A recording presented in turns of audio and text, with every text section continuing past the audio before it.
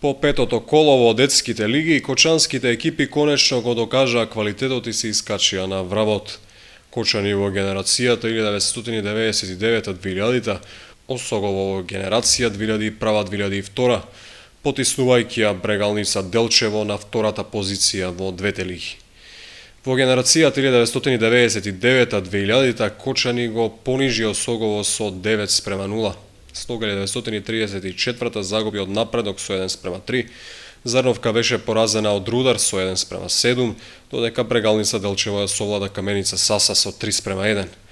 Во генерација 2001-2002, Осогово и Кочани ремизираа 1:1, Зарновка загуби од Рудар 0:3, Слога 1934 од Напредок 2:3, додека Брегалница Делчево и Каменица Саса одиграа 0:0.